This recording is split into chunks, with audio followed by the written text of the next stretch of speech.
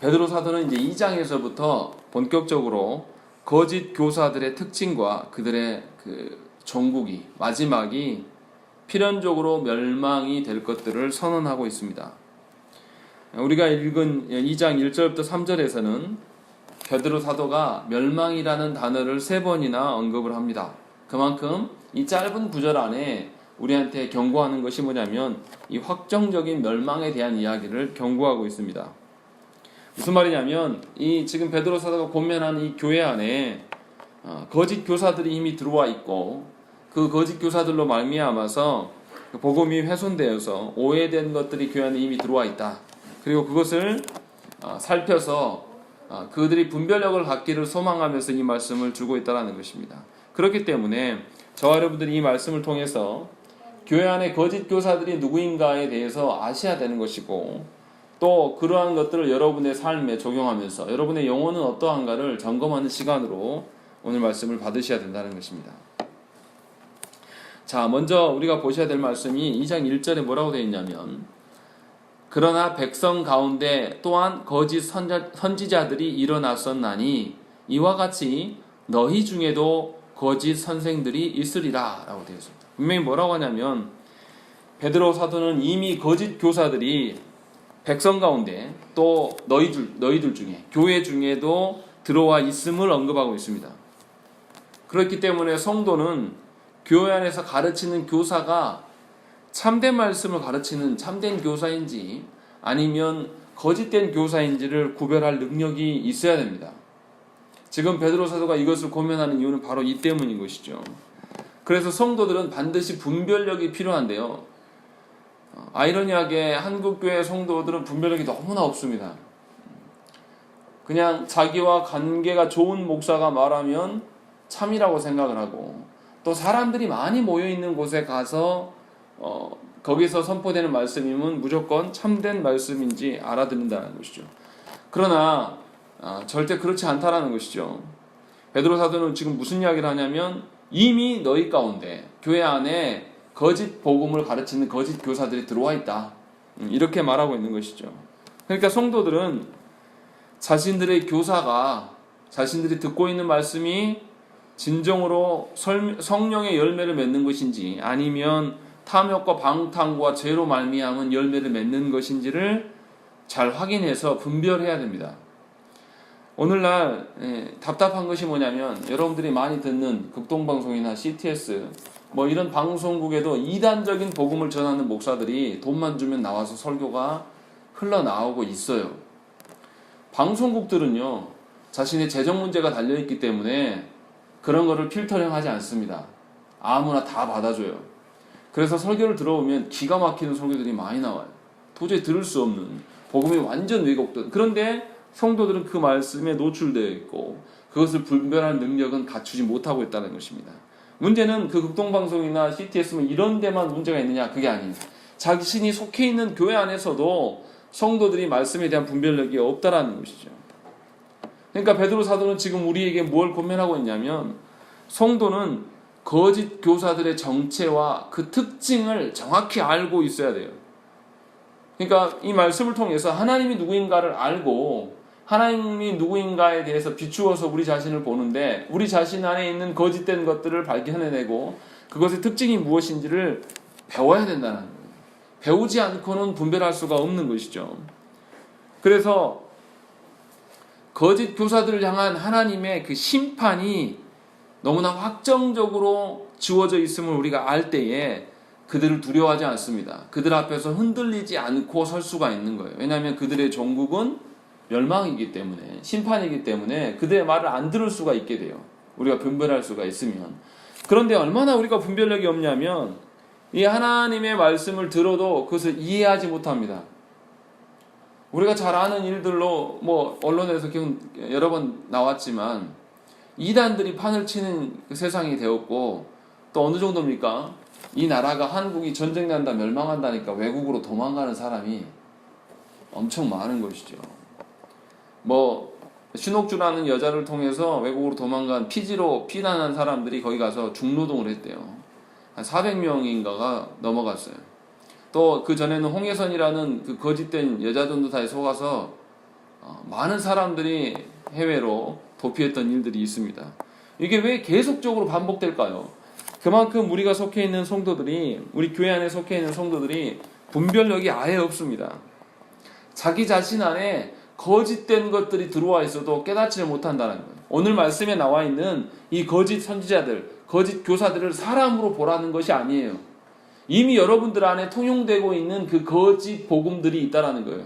그것을 우리가 받아들이고 그것을 누리면서 괜찮은 것처럼 이야기를 하고 있어요. 그러니까 보여지는 사람을 이야기하는 것일 수도 있지만 우리한테 적용하기는 보여지는 사람보다는 우리 안에 잘못된 복음의 어떤 그런 것들, 그것을 통용하고 있어요. 예를 들면 이런 거죠. 하나님께 물질을 바치면 하나님이 뭐 배로 더 준다. 누가 그렇게 하나님이 그런 복을 주신다고 그랬습니까? 돈 넣고 돈 먹게 하는 하나님이 아니라는 것이죠. 그런데 이런 일들이 교회 안에서 너무나 많이 통용되고 있어요. 그러니까 헌금 봉투에 기도 제목이라는 것을 올려오는 거 보면 기가 막힌 이야기들이 올라오는 것이죠. 도저히 들어줄 수가 없는, 하나님을 향해서 무슨 노름하는 것처럼 내가 이것을 바치니 더 큰 나의 사업의 문제를 해결해달라, 뭐 이런 식의 것들, 그런 거짓된 복음들이 우리 안에 굉장히 많다라는 거예요. 근데 이것이 거짓된 것인지 알면서도 그렇게 하는 것인지 아니면 모르면서 그렇게 하는 것인지, 놀랍게도 한국교회 안에 이런 일들이 너무나 많이 통용되고 있다는 것이죠. 그래서 오늘 말씀에서 우리가 보아야 될 것이, 여러분들이 분별력을 갖추셔야 돼요. 성도라면 반드시 설교에 대해서 저게 옳은 것인지 그런 것인지 생각을 하면서 들어야 돼요. 비판하라는 뜻이 아니에요. 이해가 안 되고 받아들이기가 어려우면 설교자한테 찾아가서 목사님 이 부분에 대한 설교를 이렇게 하셨는데 나 이 부분이 이해가 안 됩니다. 물어볼 수 있어야 돼요. 왜요? 이것이 우리의 영혼과 직결된 문제거든요. 잘못 거짓된 복음이 들어오면 그들의 끝이 무엇이기 때문에? 멸망이기 때문에 돌이킬 수가 없어요. 그 끝을 이루면 다시 번복할 수가 없단 말이에요. 그러면은 그 끝에 멸망이 오기 전에 우리가 이 복음에 대해서 이게 하나님이 주신 복음인지 아니면 사탄의 장난질인지에 대해서 우리가 구별함이 분명히 있어야 한다는 거죠. 베드로 사도가 이제 그것에 대해서 오늘 1, 2, 3절에 짧은 구절 안에 그 거짓 교사들의 특징을 한 6가지 정도로 언급을 하고 있습니다. 처음에는 뭔 이야기 하냐면 이단적인 가르침에 대해서 언급을 합니다. 그리고 두 번째는 입으로는 예수 그리스도를 믿는다라고 고백하지만 그들의 삶에서는 그리스도의 주권을 무시하는, 그러니까 실제적인 자신의 삶에서는 저가 그리스도인인지 아닌지 알 수 없는 그런 사람들, 그것에 대한 언급들을 하고 있고, 또 그리스도의 가르침을 받긴 받는다고 말은 하지만 실제로는 무시하면서 도리어 방탕한 삶을 사는 자들에 대한 언급을 하고 있고, 또 이 방탕함으로 말미암아서 복음의 길이 막혀지고 있음을 언급을 하고 있습니다. 또한 이 방탕의 원인이 뭐냐? 탐욕인 것이죠. 이 탐욕으로 말미암아서 거짓 교사들은 성도들을 돈벌이 수단으로 보고 있다라고 베드로 사도는 우리한테 말하고 있는 것이죠.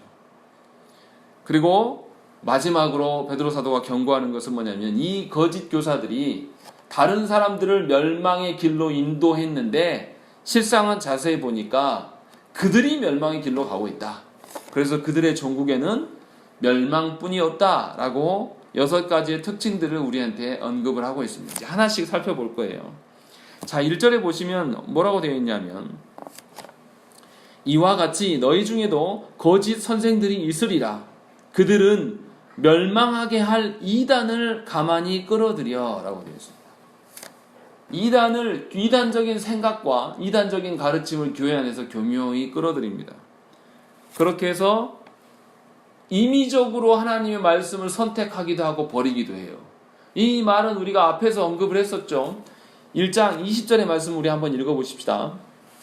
읽겠습니다. 20절 시작.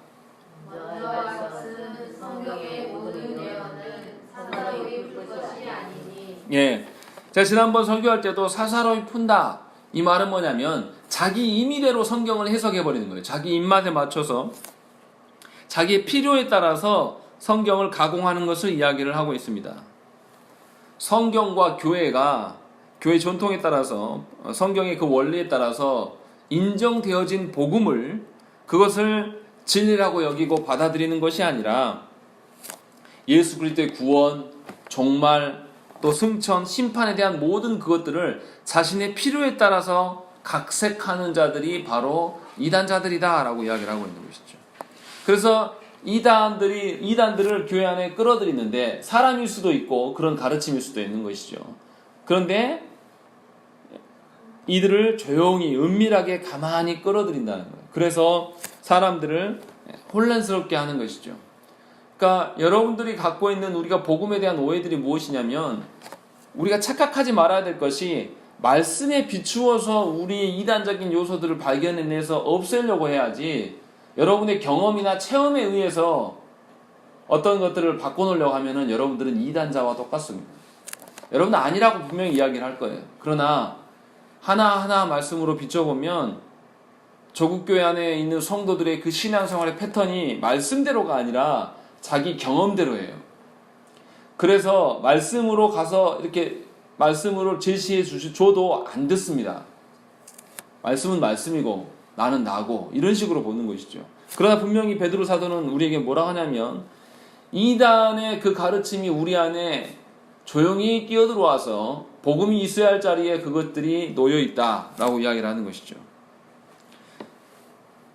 현대 교회 안에서 우리가 조심해야 될 게 무엇이냐면 새신자를 받는 문제입니다. 과거에는 그러지 않았어요. 8, 90년대만 해도 이단에 대한 두려움이 없었습니다. 그래서 새로운 신자가 들어오면 그냥 환영해주고 받아줬어요. 그러나 오늘날 그렇게 할 수가 없습니다. 새신자가 오면요, 목사님 저는 이 사람이 이단자인지 아닌지 구별해야 됩니다. 그러니까 이 사람들에 대해서 함부로 직분을 줄 수도 없고요. 오랜 기간 살펴야 돼요. 그러니까 깨어있고 생각이 있는 교회들은 1년씩 지켜봅니다. 교회에 성도로 받아주지 않아요. 1년 동안 그들의 삶을 지켜보고 그들에게 말씀을 가르치면서 교리의 말씀대로 따라오는지 안 오는지를 보면서 그것에 순종하지 않을 경우에는 가라고 그렇게 해요. 실제로 개척교회 목사들은 다 그렇게 합니다. 그렇게 하면서 그들이 하나님의 자녀인지 이단인지를 구별해내려고 하는 노력들을 기울입니다. 근데 여러분들도 그것을 아셔야 돼요. 그러니까 우리 교회에 누가 방문했다고 해서 무조건 환영할 일이 아니에요. 이단이 들어와서요, 우리 교회에서 해집으면 교회가 존재되기가 어려워요. 이게 쉬운 이야기가 아니에요. 그렇게 해서 넘어간 교회들이 한두 개가 아닙니다. 그런 현실을 본 분이라면 한 번이라도 간접적으로라도 그런 영상을 보고 그런 일들을 경험하고 교회가 파토난 것들을 본 경험이 있는 사람이라면 마냥 기쁘지 않아요. 새 신자가 오는 거. 그 사람이 어떤 사람인지 모르기 때문에, 그 영혼이 무슨 마음으로 교회 안에 들어오는지 알 수 없기 때문에. 그래서 우리 시대의 교회는 새로운 신자가 오면 말씀대로 따라오는지 안 오는지를 계속 목사는 확인할 수밖에 없어요. 그러니까 제가 여러분들한테 기존의 질서에 여러분들이 봐왔던 교회대로 신앙생활 하면 안 된다라고 계속 이야기를 하는 거예요. 생각을 해보십시오. 먼저 와 있는 자들이 말씀대로 변화되지 않았어요. 그런데 다음 새신자가 들어왔는데 그 새신자한테 말씀대로 따르십시오 하면 이게 말이 먹히겠습니까? 먼저 있는 성도들이 말씀대로 안 사는데 누구한테 따르라고 하는 거예요? 그러면 목회가 더 어려워지는 것이죠. 이 교회는 하나님의 교회가 되는 게 아니라 날이 갈수록 이상한 교회가 되는 거예요. 그래서 제가 여러분들한테 권면의 말씀을 드리는 거예요. 장차 하나님께서 우리 교회를 성숙하게 변하실 것들을 대비하면서 우리가 성숙한 신앙으로 나가자고 하면서 하나씩 권면의 말씀을 드리는 거예요. 제가 여러분들한테 상세하게 하나씩 교정하라고 요청하지도 않습니다. 그냥 광고를 통해서 이것을 지켜주십시오 라고 요청하는 정도의 아주 미약한 정도의 것들을 요청해요. 그러면 여러분들 성도된 자들은 따라야 됩니다. 왜냐하면 그렇지 않으면 여러분들은 이단적인 어떤 습성을 가진 신앙생활을 갖고 있다는 거예요. 안 버려요. 문제는 언제가 문제가 되냐면 우리 교회가 성도가 많아지면 여러분들이 설 자리가 없어져요. 교회에 나중에 늦게 온 분들도 말씀대로 살아가는데 먼저 된 자들이 변화되지 않으면 얼마나 부끄럽고, 여러분들이 아무리 교회 안에서 이 교회를 헌신한다고 말을 한다고 해서 누가 그 성도의 말을 들을 것 같습니까? 안 들어요. 그렇기 때문에 목사인 제가 여러분들한테 권면을 드리는 거예요. 교회 생활에 있어서 말씀대로 하십시오. 여러분들의 습관에 젖어서 하지 말고 경험에 하지 말라라는 겁니다. 그래서 우리 안에 있는 이단적인 요소들이 발견되면 그때그때마다 제거해내야 돼요. 그런데 권면을 드려도 따르지 않는 분들이 있습니다. 늘 교회마다 있어요. 그러니까 이게 문제인 것이죠. 기존의 성도들이 이단적인 요소들을 제거하려고 하지 않기 때문에 다음 성도들한테 가르칠 수 있는 권위가 또 질서가 세워지지 않는 것이죠. 그런 점에서 오늘 저와 여러분들이 내 안에 있는 이단적인 요소들이 무엇인가를 분명히 살펴야 돼요. 이 교회 안에서 하나님께서 저를 세우셔서 목사를 세우셔서 목사가 목양하는 방침대로 따르지 않겠다라면 이 교회에 출석할 필요가 없는 거예요. 인간의 저를 돕기 위해서 이 서 있는 것 아니에요. 여러분들이 그렇게 여기 불러있는 게 아니에요. 하나님의 자녀로서 하나님의 교회를 세워가는 일꾼으로서 하나님께서 불러놓으신 것이지, 저와 여러분들이 하나님의 종으로서 이 자리에 서 있는 것이지, 저와 여러분들이 어떤 인간적인 관계에서 여기 서 있고, 그래서 인간적인 모습으로 제가 가르치는 것에 대해서 받아들인다면 여러분들 큰 착각하고 있는 겁니다. 목양을 받지 못하고 있는 것밖에 되지 않는 겁니다. 그러면 목양을 받지 않으면 어떻습니까? 목양을 받아서 성숙하는 자들은 계속 성장해 가는데, 목양받지 못한 성도들은 어떻게 해요? 계속 괴리감이 생겨나요. 그럼 누가 못 견딜 것 같습니까? 성장하지 못하는 자들이 못 견디게 되는 거예요. 불행한 것이죠.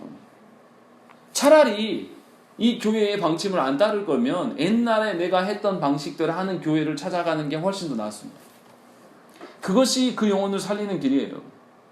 그러니까 오늘 말씀 우리가 뼈아프게 들어야 될 게 뭐냐면, 저와 여러분들 안에 분명히 이단적인 요소들이 다 있어요. 제가 하나하나 이름을 불러가면서 지적할 수는 없습니다. 그럼 여러분들 견디기 힘들 테니까. 그러나 분명하게 말씀을 통해서 드릴 때에, 말씀이 선포될 때에 이 말씀이 내 삶은 어떠한가 점검하면서 보시라는 거죠. 내가 과연 하나님께서 세우신 목사로 보고 지금 내가 이 교회에 와 있는가, 아니면 내 사위와 내 조카와 어떤 내 아들과 어떤 그런 식의 내 남편으로 이 안에서 보고 있는가를 여러분들이 구별을 하셔야 돼요. 그렇지 아니하면 여러분들은 영혼 죽어가는 것밖에 볼 수 없어요. 저도 괴롭습니다. 성도로서 이 자리에 오셔가지고 말씀을 받고 자라가셔야 되는데 자라감이 없어요. 아무리 말씀을 드려도, 말씀을 선포해도 저는 하나님이 주신 권세로 말씀을 전하는 것이지 여러분들의 인간적인 어떤 위치나 이런 걸 배려하지 않고 말씀을 전할 수밖에 없는 거예요. 제가 인간적인 관계 때문에 여러분들을 배려하면서 하나님 전해야 될 말씀을 줄여가면서 전하라고 이렇게는 할 수 없는 것이죠. 분명하게 오늘 이 말씀, 우리 안에 이단적인 요소가 있고, 이것을 하나님께서 세우신 목사의 그 교육을 통하여서 선포되는 말씀과 주일 아침에 그 소요리 문답을 가르침을 통해서 여러분들을 점검하기를 소망하고, 그렇게 나아가는 것이 목양의 방침이면 여러분 반드시 따라야 되고 그대로 변화되기를 소망하면서 나아가셔야 된다는 것이죠. 그것이 순종이 되지 않는다라면 순종의 원인이 목사인 저의 부족함일 수도 있고 여러분들이 순종하지 않는 악한 마음일 수도 있는 것이죠. 이 두 가지를 다 놓고 기도하셔야 된다는 것이죠. 그러나 베드로 사도는 분명하게 이야기를 합니다. 이단적인 그 가르침이 우리 안에 교묘히 들어와 있다. 이것은 그 시대의 이야기만 아니라 우리 시대는 더해요. 우리 시대는 핍박도 없고요, 순교도 없는 시대이기 때문에 얼마나 이단들이 득실되는지 몰라요. 그러니까 저와 여러분들이 기억하셔야 될 게, 옛날 방식대로, 옛날 교회 다니는 대로 무조건 새 신자가 오면 환영하는, 그렇게 하라는 게 아니에요. 이 새 신자가 진짜 하나님의 자녀이기를 소망하면서 기대하면서 기도하셔야 돼요. 검증은 목사인 제가 하면 됩니다. 계속 가르침을 통해서, 그의 반응을 통해서. 그러나 분명하게 여러분들도 그 가르침과 그 목양의 질서에 따라서 따라오시면서 그 일에 서야 되는 것이죠. 그것이 교회의 하나됨의 방식이라는 것입니다. 자, 그리고 뒤에 뭐라고 되어 있냐면, 이단들을 가만히 끌어들여 그 다음에 자기들을 사신 주를 부인하고 라고 되어 있습니다. 자기 자신들, 이 거짓 교사들까지 포함해서 성도들을 포함한 그 사람들을 샀어요. 주님이 그리스도의 피로 인하여서 그들을 값주고 샀는데 어떻게 하냐면 그 주님을 부인한다라는 것이죠. 이 말이 무슨 말이냐면, 입으로는 형식적으로 나 예수 믿고 예수님 사랑합니다 라고 말은 해요. 그런데 그 마음 중심에는 예수님이 주인이 아니에요. 내 자녀가 주인인 사람도 있고, 돈이 내 주인이 된 게 있고, 또는 내가 내 주인이 되는, 그렇게 여기는 사람들이 교회 안에 많다라는 것이죠. 그래서 그런 사람들의 특징이 뭡니까? 어느 누구의 말도 듣지 않아요. 왜? 누가 주인이니까. 자기 자신이 주인이니까. 그래서 자신의 경험과 판단과 어떤 그런 것들을 의지하면서 살아가는 것이죠. 여기에 쓰인 그 주라는 단어 있잖아요. 주라는 단어. 이게 헬라어로 큐리오스가 아닙니다. 여기에 있는 단어는 데스포테스라는 단어예요. 큐리오스는 예수 그리스도를 말하는 것인데 여기에 있는 데스포테스라는 말은 뭐냐면 주종 관계를 이야기할 때 주인으로 이야기를 해놨어요. 그러니까 노예된 자가 노예 시장에서 주인의 돈을 그 노예의 몸값을 치르고 주인이 사왔어요. 그럼 이 노예는 어떻습니까? 주인한테 100% 순종해야 돼요. 그 주님이라고 하는 것이죠. 근데 사실 이 주님이 누구를 가리키냐면 예수 그리스도 가리키는 건 맞아요. 그런데 베드로 사도가 일부러 이 단어를 쓴 겁니다. 너희들 예수 그리스도에게 순종하는 거, 하나님은 사랑이다, 하나님은 사랑이시다라고 이야기하면서 순종하는 거 해도 되고 안 해도 되고 그런 거 아니다. 노예된 자가 값을 치르고 왔는데 이 값을 치른 만큼 주인 앞에 자신의 생명을 걸고 복종을 해야 된다. 그래 안 하면 주인이 죽여도 너는 할 말이 없다. 지금 이 이야기를 하는 거예요. 그런데 그 주인을 앞에서 어떻게 해요? 도리어 주인을 거부하고 부인하는 거예요. 노예가 자유를 얻으려면 어떻게 해야 되냐면 자기의 그 가치만큼의 돈을 주인한테 지불을 해야 됩니다.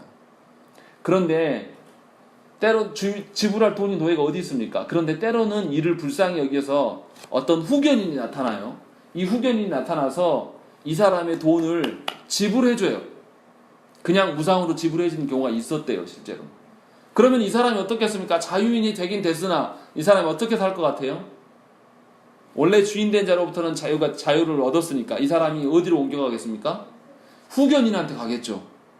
자유롭다 해도 이 사람이 노예된 자가 갑자기 자유를 얻으면 다른 사람들이 놔두지 않기 때문에 후견인 밑으로 가서 섬길 거예요. 근데 그때 섬기는 마음은 전 주인을 섬기는 마음과 같겠습니까? 다르겠습니까? 완전 다른 것이죠. 그에게 자유를 주기 위하여서 분명히 값을 치렀지만 이 노예였던 자가 자신의 그 간격으로 인하여서 스스로 다시금 그 후견인의 노예가 되겠다라고 하면서 아예 평생 나는 그의 노예로 살겠다라고 하면서 자발적으로 들어가는 케이스가 생긴단 말이에요. 여기서 우리가 잘 보셔야 될 게 무엇이냐면 그리스도인들이에요. 그리스도인들은 어떤 자들입니까? 그리스도의 피로 말미암아서 자유를 얻은 자예요. 근데 우리가 여기서 착각하는 게 있습니다. 예수 그리스도의 피로 말미암아서 우리가 자유를 얻었기 때문에 이제부터 나의 주인은 누구다라고 생각하는 거죠? 나라고 생각하는 거예요. 입으로는 예수 그리스도라고 이야기를 하죠. 우리 얼마나 그렇게 많이 고백합니까? 그런데 하나님이 주신 자녀들을 내 방식으로 키웁니다. 하나님이 주신 가정도 내 방식대로고 하나님이 주신 교회의 직분도 내 방식대로예요. 내 기분 좋으면 섬기고 아니면 말고 나 감정 살짝 상하면 하나님도 없고 내 마음대로고 그런 식으로 살아간단 말이죠. 그러나 분명히 제가 앞에서 언급한 것처럼 원래 우리가 사탄의 노예였어요. 사탄의 종이었어요. 근데 그리스도가 값을 치르고 그리스도의 피로 말미암아서 값을 치르고 우리를 사셨으니까 우리는 자유자입니까? 그리스도의 노예입니까? 그리스도의 노예로 살아가는 게 맞아요. 자유자가 아니라. 그런데 그리스도인들이 너무나 착각해서 전에도 노예였고 지금도 노예였다는 사실을 잊어버립니다. 다만 주인이 성향이 달라요. 주인이 전에는 사탄이 우리의 주인이어서 우리를 죄 가운데 두고 우리의 고혈을 빨아먹고 우리를 멸망으로 이끄는 주인이었어요. 그런데 예수 그리스도께서 주인 되심으로 말미암아서 이제 주인의 명령대로 순종하면 우리에게 생명이 있고 우리가 영원한 어떤 하나님 나라의 백성의 특권을 누릴 수 있는 기회를 주시는 주인이에요. 거의 자유자보다 더 능한 그런 주인이란 말이죠. 그러니까 우리가 소속이 달라진 것뿐이지 노예 상태인 건 똑같은 거예요. 그런데 한국교회 안에 있는 이 그리스도인들은 예수의 피로 말미암아서 자유자처럼 살아갑니다. 하나님도 없어요. 그래서 하나님의 종이란 단어를 어떨 때 씁니까? 자신을 높이는 데 사용하는 어처구니 없는 일이 일어나는 거예요. 자신의 신적 권세를 강화하기 위해서 교회의 지도자들이 하나님의 종이라는 이야기를 해요. 정말 역겹습니다. 우리는 하나님의 종이라고 표현, 다른 말로 표현하는 게 더 이해가 쉬워요. 우리는 그리스도의 노예예요. 하나님께서 우리에게 자유를 부여하셨지만 이 자유를 스스로 다시 그리스도에게 귀속시키는 우리는 그러한 노예란 말이에요. 그렇게 하나님의 자녀로 서 있는 거란 말이죠. 그렇다면 우리의 순종이 어떠해야 되겠습니까? 우리의 주인은 누구여야 되겠어요? 당연히 예수 그리스도 외에는 주인이 없는 것이죠. 어떻게 내 안에 주인이 2명 있을 수 있습니까? 어떻게 여러분 안에 살아가는 삶의 질서가 2가지가 있어요. 교회에 오면 교회의 법대로, 세상에 나가면 세상의 가치대로. 이게 무슨 그리스도인입니까? 이게 무슨 그리스도의 노예예요? 다 거짓말인 것이죠. 우리가 이 점에 대해서 심각하게 생각을 해야 돼요. 여러분들이 하나님보다 그리스도보다 여러분 자신을 더 사랑해서 그리스도의 주인 자리를 박탈시키면 여러분들은 심판의 대상입니다. 또 여러분들이 자녀를 더 사랑해서 자녀를 그리스도의 자리에 얹혀놓으면 여러분 심판의 대상이라니까요. 또 돈을 더 사랑해서 돈을 그 자리에 놓으면 여러분들 심판의 대상이에요. 아무리 교회 안에 있고 오랫동안 헌금 생활하고 뭐 신앙생활 해서 다 필요 없는 거예요. 왜요? 그 중심에 누가 있었기 때문에. 하나님 아닌 것으로 계속 서 있었던 것 뿐이에요. 교회 안에서요, 자기 이름 걸리면 얼마든지 직분자 노릇합니다. 자기를 주인 삼아서 자기를 높이려고 하는 그런 사람들이 자기 역할 잘해요. 자기 이름에 올라가 있기 때문에. 남 부끄러워서 하는 거지 하나님을 의식해서 하는 게 아니란 말이에요. 하나님께서 그것을 모르시겠냐 이 말이에요. 다 아시는 거죠. 그러니까 저와 여러분들이 기억하셔야 될 게 뭐냐면, 한 번 구원받은 자라면 이제 그리스도가 나의 주인이란 말이에요. 나는 노예고. 그럼 내 삶이 어떻게 했어요? 주인이 나를 어떻게 볼까? 늘 돌아보면서 주인의 곁에 머물겠습니까? 아니면 주인을 의식하지 않고 내 마음대로 살면서 주인을 떠나 살겠습니까? 이건 말해보나 말한 거죠. 주인이 불렀는데 노예된 자한테 냄새가 나요. 그럼 주인이 뭐라 하겠어요? 좀 씻고 다녀라 하면서 뭐라 할 거 아니에요. 그러면 씻고 다시 올 거 아닙니까? 주인의 명령에. 주인한테 해가 되지 않고 주인의 명예를 더럽히지 않게 위하여서 자신의 몸가짐이나 자신의 표정이나 말이나 다 점검하면서 주 앞에 설 거란 말이죠. 정말 저와 여러분들이 그렇게 사시냐고요. 일상에서 하나님 주신 시간들 안에서 진짜 그리스도를 염려하면서 염두에 두면서 매 시간 살아가냐. 그런 분들이 많지 않다는 거죠. 이 예배당 문만 나가면 다 잊어버립니다. 그리고 다시 세상의 질서로 나를 덧입혀서 또 살다가 예배당에 와서 다시금 세상의 짐을 이제 벗어놓고 나오니까 맨날 기도하는 게 뭐예요? 똑같은 죄에 대한 회개만 이야기합니다. 그러나 그리스도를 주인으로 삼고 살면 어떻겠어요? 늘 자신을 돌아볼 거 아니에요. 늘 자신을 돌아보고 아무개집 종놈 보니까 냄새도 나고 어째 그렇게 주인이 그렇게 저 사람 다른지 모르겠다고 욕먹일 짓거리 하겠습니까? 안 하겠습니까? 노예된 자가 안 해요. 스스로 주인의 이름이 걸려있기 때문에.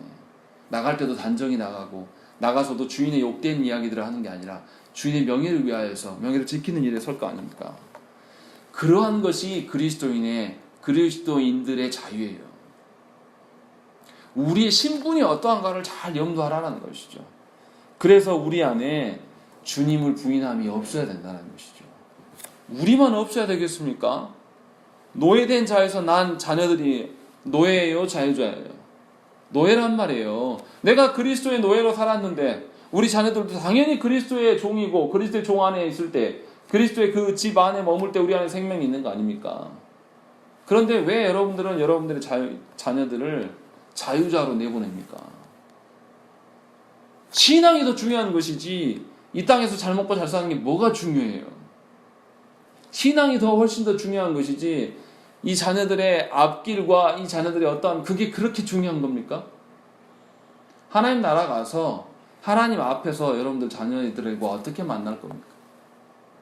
그때는 부모 자식 간에 안 만날 텐데, 그때는 하나님의 자녀로서 영혼 대 영혼으로 만날 텐데, 그때 만나서 여러분들에게 왜 당신 나를 그렇게 양육했습니까? 라고 물어보면 뭐라고 대답을 할까요? 얼마나 부끄럽겠습니까? 저와 여러분들은 그리스도의 노예예요. 저와 여러분들의 주인은 오로지 그리스도만이 주인 되셔야 된다는 것이죠. 그것을 점검하라는 것이죠. 우리 말씀 한 구절 찾아보겠습니다. 요한일서 1장에 보시면요, 이것에 대한 이야기가 나옵니다. 뒤로 몇 장만 넘기면 요한일서 1장 나오는데요. 요한일서 1장 5절부터 10절의 말씀 우리 교독하시겠습니다. 뒤로 몇 장만 넘기시면 돼요. 바로 요한일서 나옵니다. 요한일서 1장 5절부터 10절의 말씀, 제가 먼저 5절 봅니다. 우리가 그에게서 듣고 너희에게 전하는 소식은 이것이니 곧 하나님은 빛이시라. 그에게는 어둠이 조금도 없으시다는 것이니라. 만일 우리가 하나님과 소식이 있다 하고 어둠에 가면 거짓말을 하고 진리를 하지 아니하니거니와. 그가 빛 가운데 계신 것 같이 우리도 빛 가운데 행하면 우리가 서로 사귐이 있고 그 아들 예수의 피가 우리를 모든 죄에서 깨끗하게 하실 것이요. 만일 우리가 죄가 없다고 말하면 스스로 속이고 또 진리가 우리 속에 있지 아니할 것이요. 만일 우리가 죄를 자백하면 그는 미쁘시고 의로우사 우리 죄를 사하시며 우리를 모든 불의에서 깨끗하게 하실 것이요. 만일 우리가 범죄하지 아니하였다 하면 하나님을 거짓말하는 이로 만드는 것이니 또한 그의 말씀이 우리 속에 있지 아니하니라. 아멘. 요한 사도는 우리에게 지금 이야기를 하는 것입니다. 하나님 앞에 서 있으면서 회개하지 않는 것에 대한 이야기를 하고 있는 거예요. 하나님이 우리의 주인이라고 말하면서도 우리 자신을 말씀으로 돌아보면서 하나님 뜻대로 살지 아니함에 대해서 지적을 하고 있는 거예요. 너희 진짜 하나님을 주인으로 삼은 자들 맞냐? 너희가 정말로 주인의 음성에 반응하는 양이 맞냐? 라고 묻고 있는 거예요.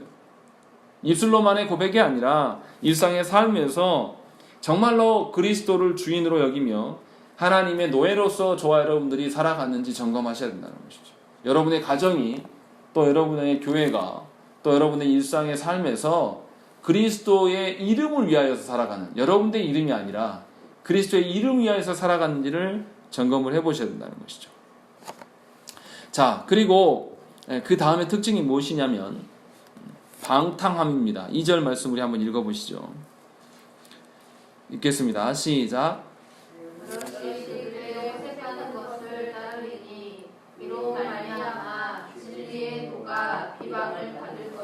예, 여기서 여럿이 그들의 호색하는 것을 따르리니 라고 되어 있습니다.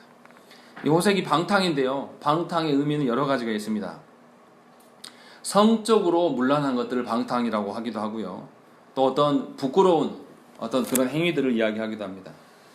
그러니까 기준이 없는 제멋대로, 이것을 뭐냐면 반율법적인, 말씀과 반대되는 어떤 삶, 그리고 비도덕적인 행위들을 방탕함이라고 이야기를 합니다. 거짓 교사들은 하나님께서 세우신 이 교회 안에 뭘 가져오냐면 세상의 가치와 기준들을 끌어옵니다. 그래서 세상 이야기를 갖다가 여기다 퍼날려요. 교회 안에다가. 그래서 세상의 질서를 교회 안에 뿌리내리려고 합니다. 그런데 교회에서 그렇게 하면 안 됩니다. 그건 하나님의 질서를 무너뜨리는 거 방탕한 짓이에요. 생각을 해보세요. 한국 교회 안에 왜 이러한 세상의 가치들이 난무합니까? 교회 뉴스를 보면요, 세습하는 교회가 한두 개가 아니에요. 굉장히 많습니다. 세습은 어디에나 있어야 됩니까? 세상에나 있어야 될 이야기예요. 그런데 왜 교회가 세습하는 이야기로 골머리 썩어야 되고 세상으로부터 교회가 세습하네? 이 지탄을 받아야 됩니까? 이미 교회가 썩을 대로 썩어가지고 교회의 하나님의 법도대로가 아니라 세상의 질서를 가져와 버렸어요. 세상의 가치를 가져왔어요. 뭐 세습만 그럽니까? 교회가 사람들이 많아지고 재정 능력이 탁월해지니까 교회에 그 재정을 횡령한 인간들이 얼마나 많습니까? 그런 뉴스들이 비일비재하잖아요. 또 그리고 자신의 직분을 활용해서 정치인들과 결탁하는 그런 목사들이 얼마나 많습니까? 제가 몇 가지 예만 들었는데요. 이미 우리가 살고 있는 이 교회는, 한국 교회 안에는 세상의 가치와 질서들이 너무 많이 들어와 버렸어요. 그리고 그것을 미덕인 양 서로한테 이야기를 합니다. 자신이 권세 잡은 자들하고 많이 아는 것을 자랑하고, 또 자신의 교회가 성도의 성숙함으로 말하는 것이 아니라 성도의 숫자로 이야기하고 건물의 크기로 이야기를 해요. 그것이 하나님의 뜻이다라고까지 이야기합니다. 예배당 지으면 하나님의 뜻이고 예배당 못 지으면 하나님 뜻 아닙니까? 예배당이 커진다고 해서 성도들이 성숙해집니까? 그렇지 않아요. 그런데 이미 세상의 기준과 가치가 우리들한테 다 들어와 버렸어요. 그리스도인들이요, 어떤 교회에 찾아갑니까? 예배당 깨끗하고 에어컨 빵빵하게 잘 나가고 아이들도 보기 싫으니까 아이들도 봐줄 수 있는 완전 시스템 갖춰진 교회들을 찾아가요. 이미 그리스도인들이 세상의 기준에 이미 젖어서 찌들어 살아서 자신에게 서비스가 되지 않는 교회는 안 가겠다는 입장이에요. 그러니까 교회 건물이 초라하고 연약한 교회들은 성도들이 안 오죠. 아무리 말씀 좋으면 뭐합니까? 안 와요. 우리 교회가 말씀 좋다는 뜻 아니에요. 오해해서 들으시면 안 됩니다. 정말로 제가 아는 개척교 목사님들 정말 인품도 훌륭하고 말씀도 정말 좋으신 분들 많아요. 그런데 예배당이 정말 예배드리기 힘든 환경이라고 안 와요. 이게 그리스도인들의 현실이라니까요. 이게 남들 이야기 아니라 우리 이야기예요. 우리가 어떻게 하나님의 자녀라고 이야기하면서 우리의 삶을 보면 하나님 없는 방탕한 기준들로 살아가는 거예요. 세상 기준으로 교회 다 끌고 들어와서 세상 기준에도 부합하지 못하는 기준들로 교회를 채우려고 하는 거예요. 그러니까 교회가 건물에 집중하는 것이고 세습하는 일들이 너무나 하고 교회의 돈으로 투자하자는 뭐 그런 이야기들이 나오는 거죠. 말도 안 되는 이야기예요. 우리가 분명히 기억하셔야 될 것은 뭐냐면 이렇게 방탕한 우리의 사고들을 하나님께 내어놓고 고쳐야 됩니다. 우리 안에 세상의 가치와 질서대로 우리가 생각하고 그 기준으로 교회가 돌아간다라고 생각하는 그런 미련한 생각들을 하나님께서 지적해달라고 하나님께 기도하고 간구해야 되는 것입니다. 그렇지 아니하면 하나님이 심판할 때 누구를 심판하실까를 잘 생각을 해보셔야 돼요. 우리가 아무리 교회 안에 있었고 예배에 다 참석했다 할지라도 우리가 그렇게 변화되지 않았다라면 우리는 하나님께서 세워가는 교회의 장애물에 불과했던 것뿐이에요. 교회 안에 머물면서 장애물로 남아서 세상의 가치와 기준들로 교회를 세상의 가치의 기준 그 더러운 물로 교회를 막 흩뿌리고 다니는 자로 내가 서 있었을 수도 있는 것이죠. 무서운 게 뭐냐면 하나님의 기준과 교회됨을 하나도 모르는 사람들이 교회 안에 권세를 잡기 시작하면 그 교회는 망조듭니다. 그러니까 당회원들이 깨어 있어야 돼요. 목사와 장로가 타락하면요 교회 남아나는 교회가 어디 있습니까? 그러니까 직분자 세울 때 경각심을 가질 수밖에 없는 거예요. 정말 이 사람이 그리스도를 주인으로 섬기며 세상의 질서가 아닌 하나님 나라 질서대로 살아가는 자인가 아닌가를 면밀하게 검토하고 세울 수밖에 없는 거예요. 아무나 직분자 막 세워줬다가 이 사람 교회 떠날까봐 두려워서 아무나 직분 막 남발했다가 나중에 그 사람이 그 권세로 교회를 찢어낸다니까요. 저와 여러분들 안에 있는 이 방탕한 생각들을 하루속히 하나님 앞에 내려놓고 없애기 위하여서 아침에도 설교를 말씀드렸지만 하나님을 사랑한다는 것은 뭡니까? 하나님을 사랑하는 것과 동시에 죄를 미워함이 우리 안에 있어야 돼요. 하나님만 사랑한다고 입술만 고백하지 우리의 삶은 죄를 미워함이 전혀 없다란 말이죠. 하나님을 사랑하면 우리 안에 방탕한 어떤 그런 생각들과 가치관들 주 앞에 다 토해내야 될 거 아닙니까? 다 지워내야죠. 그것이 그리스도인이죠. 그래서 베드로 사도는 우리한테 이렇게 하면 여럿이 그들의 호색하는 것을 따른다. 문제는 뭡니까? 신자 안에 교회 안에 한 명만이라도 이 세상의 가치와 기준대 쩔어 사는 사람이 한 명만 등장해도요 그 교회는 망조드는 거예요. 왜요? 예배 지질이 드리고 말씀대로 이야기를 했는데 밥 먹으면서 세상 이야기로 다 뒤엎어버려요. 아주 쉽습니다. 목사가 죽어라고 40분 50분 설교해도 밥 먹을 때 내가 보니까 이번에 우리 광주 어디에다 투자했더니 몇 억 올랐어. 이런 이야기 한마디만 해봐요. 말씀 싹 사라집니다. 성도 중에 한 명만 이 방탕한 사람이 있으면 오늘 말씀에 있는 것 같이 여럿이 그들의 호색하는 것을 따라간다 라고 이야기를 하는 것이죠. 그러니까 방탕은 혼자만 죽는 게 아니에요. 교회 안에 교회를 더럽히는 주요 원인으로 작용하는 것입니다. 그러니까 여러분들이 삶의 생각들을 하나님께서 세우신 공동체라면 이 공동체 기준대로 여러분들이 생각을 해야 돼요. 모르면 물어보세요. 모르면 배우려고 하세요. 그렇게 해서 하나님의 바른 교회다운 그 멤버들을 세워가셔야 될 거 아닙니까? 그렇게 해서 교회 안에 오래 남아있어야지 교회 안에 내가 성숙할 거 아닙니까? 하나님께서 세우신 교회에서는 이런 가치와 질서대로 살아가는구나 알아야 될 거 아니에요. 근데 오랫동안 교회에 있었는데 아직도 모른다? 그럼 여러분들 하나님께 빨리 회개해야 돼요. 그 오랜 기간 동안 뭐 한 거예요? 세상의 가치 외에 그 더러운 물을 교회 안에 계속 퍼붓고 있었던 거예요. 본인은 아니다라고 이야기할 거예요. 내가 교회를 위해서 얼마나 헌신하고 봉사했다라고 말할지 모르지만 하나님께 물어보면 다른 이야기가 나올 수밖에 없다는 것이죠. 우리 안에 그러한 방탕한 요소를 놓고 하나님께 기도해야 되는 것이죠. 자, 그리고 네 번째는 무슨 이야기냐면 거기 보면 이로 말미암아 진리의 도가 비방을 받을 것이다 라고 되는 것이죠. 우리 어떻습니까? 누가 몇 년 만에, 제가 많이 듣는 소리, 누구는 개척했더니 몇 명 만에 성도 몇 명이 됐더라? 이야기 진짜 많이 듣습니다. 근데 이런 이야기는 들어본 적 없어요.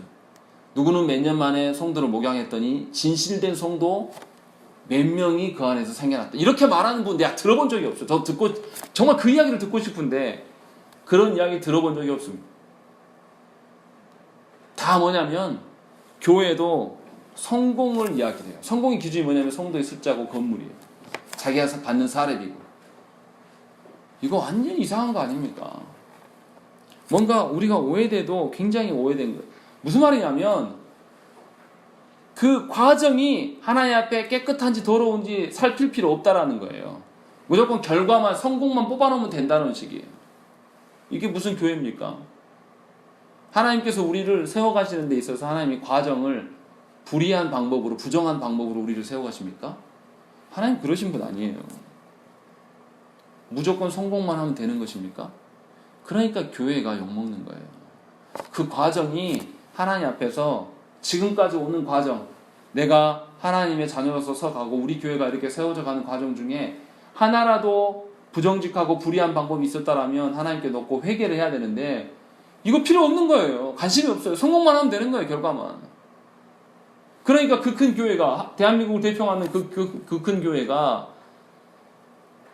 법도 지키지 않으면서 뇌물을 줘가면서 예배당 건물을 그렇게 지어놓고 나중에 뭐라 그럽니까? 이게 다 하나님의 뜻이다 라고 그것을 대놓고 이야기하는 것이죠. 세상 사람들이 우리 보고 얼마나 웃겠습니까? 우리만 웃고 넘어가면 괜찮죠. 누가 욕먹습니까? 하나님의 이름이 땅바닥에 떨어져서 사람들이 지근지근 밟고 다녀요. 우리 젊은이들한테 이야기 들어보면요, 여러분들은 연세가 드셔서 못 느끼실 거예요. 젊은이들이 교회를 생각하는 그 사고방식 한번 들어보세요. 처참합니다. 비리와 부정과 비도덕적인 것들의 선물 세트가 교회라고 생각을 해요. 젊은이들이. 교회만 피해 다녀도 괜찮은 사람이다라고 이야기를 해요. 저는 이런 이야기 이 근처 동네에서도 들었습니다. 왜 그런 일들이 일어났겠습니까? 먼저 믿은 자들이 과정을 무시하고 살았어요. 결과만 뽑아내면 된다는 식으로. 아무렇게나 해도 성도만 끌어모으면 된다는 식으로. 분명히 그러나 오늘 말씀에서 이야기하는 것이 뭐냐면 우리의 방탕함으로 말미암아서 복음이 가리워진다는 것이죠. 하나님의 이름이 땅바닥에 떨어진다는 것이죠. 로마서 2장 24절에 기록된 바와 같이 하나님의 이름이 너희 때문에 이방인 중에서 모독을 받는도다 라고 사도 바울 선생이 이야기하는 것입니다.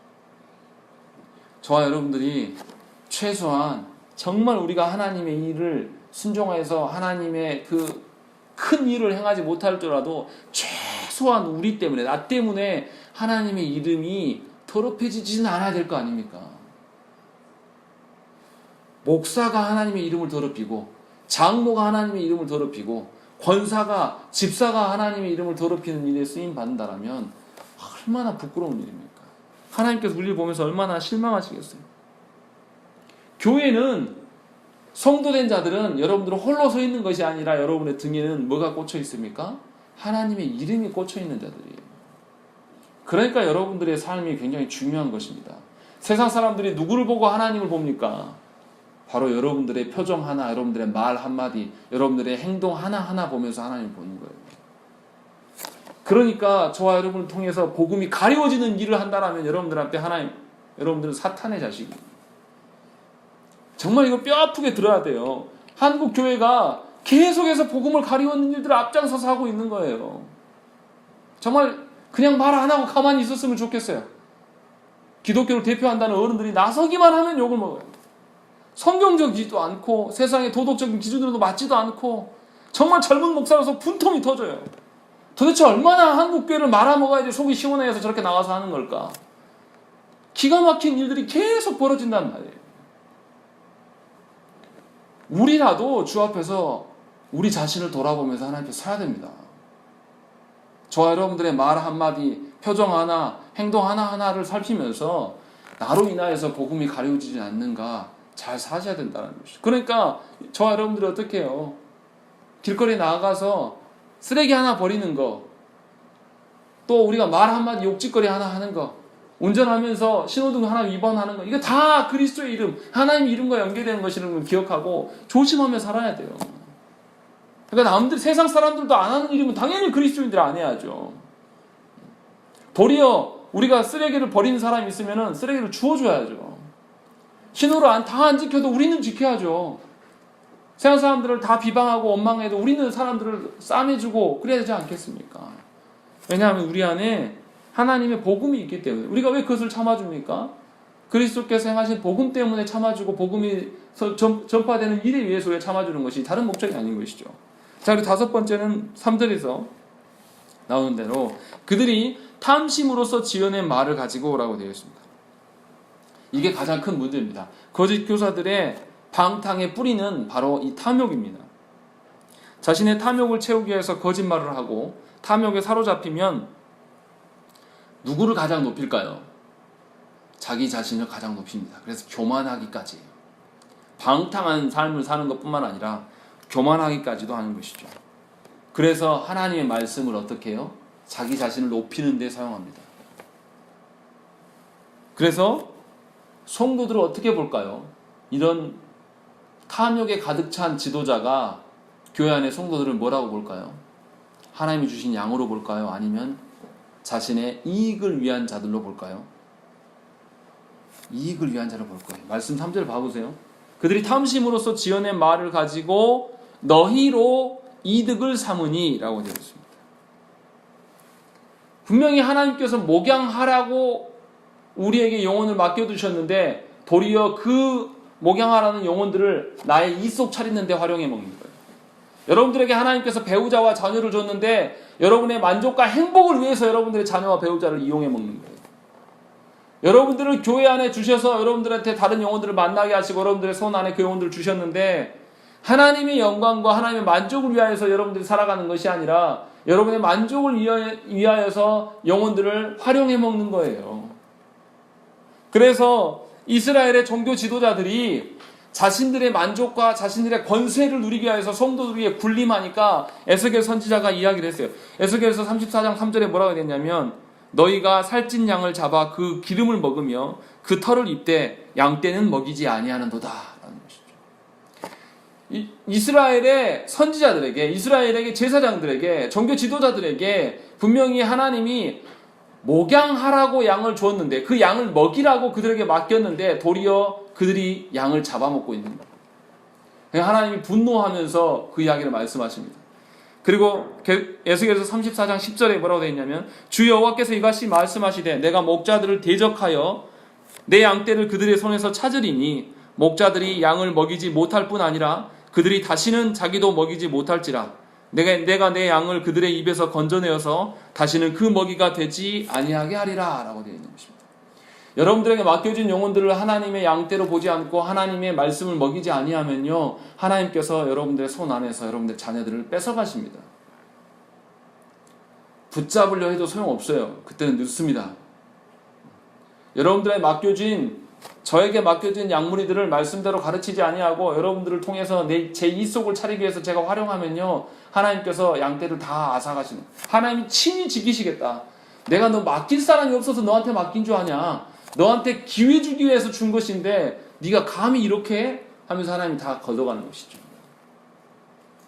우리가 잘 생각을 해야 돼요. 이러한 거짓 교사들이 얼마나 자기의 이속을 차리기 위해서 치밀하게 일합니까? 교회 안에 타락한 자들, 교회 안에 타락한 지도자들이 어떻게 합니까? 아주 머리가 좋아요. 이 교회를 자기 손 안에 주물럭거리기 위해서, 노예와 총회를 자기 손 안에 주물럭거리기 위해서 이미 짜고 옵니다. 다 아주 치밀해. 이런 게 능수능락하고 철저하게 연구하면서 노력해서 가져와요. 그래서 그 판 위에서 다 돌려먹습니다. 그러니까 성도들이 몰라요. 알 수가 없죠. 그런 방식으로 하나님의 양떼들을 다 잡아먹고 있습니다. 그런데 우리가 정신을 차려야죠. 하나님 말씀의 기준으로 봐서 분별력을 가져야 되지 않겠습니까? 교회가 실족해서 하나님의 이름을 더럽히고 자신들의 탐욕에만 젖어서 살아간다면 하나님께서 진노의 본보기로 우리를 사용하실 것입니다. 오늘 읽지 않았지만 4절부터 2장 말미까지는 하나님이 심판했던 그 예들을 다 이야기를 나옵니다. 예시들을 이제 언급을 해요. 분명히 저와 여러분들이 탐욕에 젖어 살아가는지 한번 보셔야 된다는 것이죠. 중요한 것이 무엇입니까? 신앙은 처음이 중요하지 않습니다. 처음 예수 믿고 은혜 받은 거 가지고 끝까지 울겨먹지 마세요. 신앙은 처음보다 나중이 훨씬 더 중요합니다. 나중이 처음에 그가 믿었던 신앙이 진짜인지 아닌지를 드러내는 거예요. 그러니까 여러분들이 교회 안에 오래 있었는데 마지막이 좋지 않았어요. 여러분들이 교회 안에 직분자로 있었는데 마지막이 좋지 않았으면 여러분들은 처음부터 그런 마음으로 살았던 자들인 것뿐이에요. 그러니까 떠나갈 때를 위하여서 준비하라고 하지 않습니까? 우리 인생의 삶을 잘 죽기 위해서 살아가라고 하지 않습니까? 하나님께서 주신 직분을 감당해 나아갈 때에 그 직분을 내려놓을 때 우리가 어떻게 내려놓으실까? 나의 만족을 위해서 내려놓을 것인가? 나는 좀 비참하게 물러가더라도 하나님의 영광을 위해서 내가 내려놓을 것인가를 생각을 해보라는 거죠. 여러분들의 맡겨진 자녀들이 여러분의 품 안에서 떠나가는 그런 나이가 됐을 때에 여러분이 진심으로 하나님 제가 말씀대로 양육했습니다. 이제 주님께서 받으십시오라고 하면서 여러분 가정 안에서 분가시키는가 잘 생각해 보시라는 거예요. 분가시켜놓고도 아직도 여러분의 어떤 것으로 생각하면서 여러분의 소유물처럼 생각하면서 여러분이 그 마음 못 놓는 것은 하나님께 큰 범죄하는 거예요.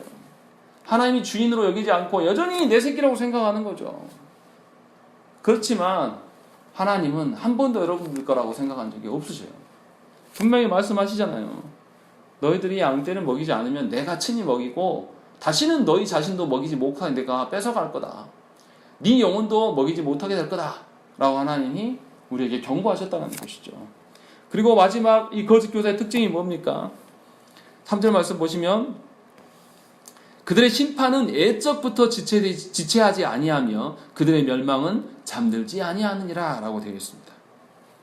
거짓 교사들은요 자기가 어디로 달려가는지도 모릅니다. 자신의 그 결과 멸망이 얼마나 크고 무서운 일인지 잘 몰라요. 그래서 멈추지도 않습니다. 한번 타락한 인간은 이 욕망 따라서 계속 흘러가요. 1절에서 그래서 어떻게 했습니까? 거짓 교사들이 이단들도 교회에 끌고 들어왔습니다. 남을 끌고 들어왔어요. 끌고 들어왔다는 말은 뭔 말입니까? 그들의 지도자였단 말이에요. 남들을 자기가 이끌 수 있다고 생각해서 교회 안에 선생 되려고 해요. 자기 영혼도 못 돌보는 사람이. 그래서 결국 어떻게 됩니까? 마지막에 뭐라 했어요? 그가 멸망의 길로 갈 것이다. 그에게 하나님이 확정해놓은 멸망은 한 번도 잠든 적이 없다. 여전히 진행형 중에 있다. 본인이 남들을 이끌려고 했는데 사실은 본인도 못 이끄는 그런 어리석은 자였다. 라고 성경은 우리에게 이야기를 하고 있는 것이죠. 우리 중에 그렇게 생각하는 분들이 많아요. 오직 믿음으로 의롭게 된다는 말은 우리는 심각하게 오해합니다. 그냥 내가 예수님 믿습니다. 고백만 하면 구원이 있다라고 생각을 해요. 그러나 성경은 그렇게 말하지 않아요.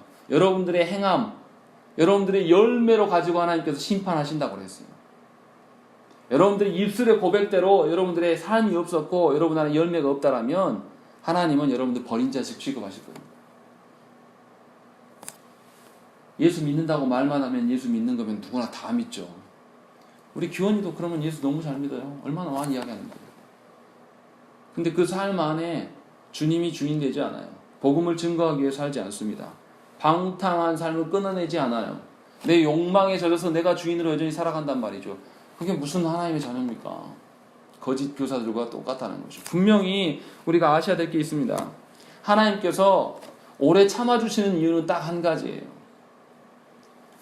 한 영혼이라도 하나님의 자녀로 돌이켜서 회개케 해서 하나님 나라 자녀 삼기 위해서 기회를 주시고자 하나님이 참아주시는 것뿐이지 하나님이 심판하실 자들에 대해서 심판을 잊어버리거나 취소한 적이 없으시다라는 거예요. 오해하지 마세요.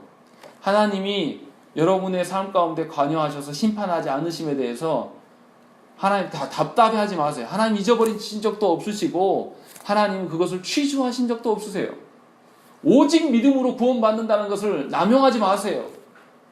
우리가 오직 믿음으로 구원은 받지만 우리 안에 죄악이 있기 때문에 우리는 율법도 필요한 사람들이에요. 그리고 이 하나님의 율법을 지켜나가야 될 사람들입니다. 그것으로 인하여서 구원받는 것은 아니지만 그것을 통하여서 우리의 행함과 우리의 열매됨을 우리가 고백한 것을 입증해내야 될 자들이란 말이에요. 그러니까 하나님의 심판이 늘 우리 앞에 놓여 있다는 것을 잊지 마시고 이 심판을 염두하면서 하루하루 한 시간 한 시간을 살아가야 돼요.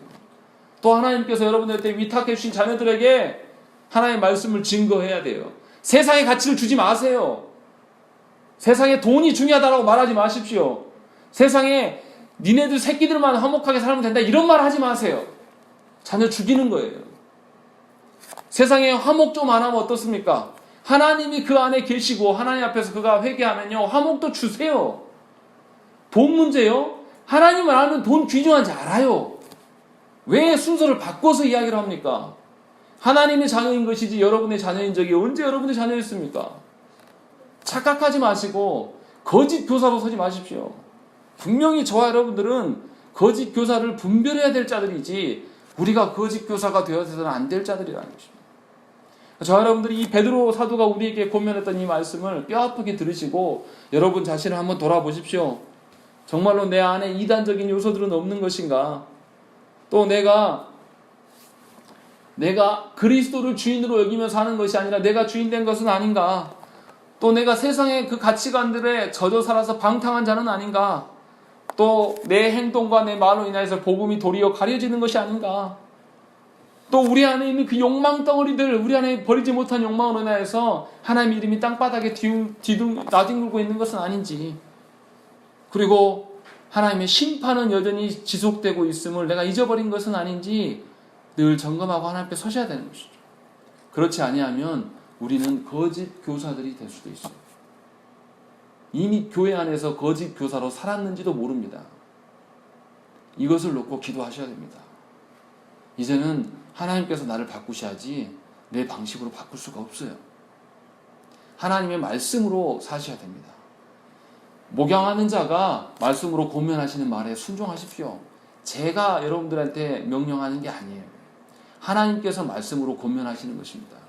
그래서 하나님을 위하여서 사는 자들, 또 성령께서 우리를 변화시키는 그 역사가 여러분 안에 있어서 그것을 맛보며 누리며 사는 자들 되시기를 간절히 축원합니다. 우리 함께 기도하겠습니다.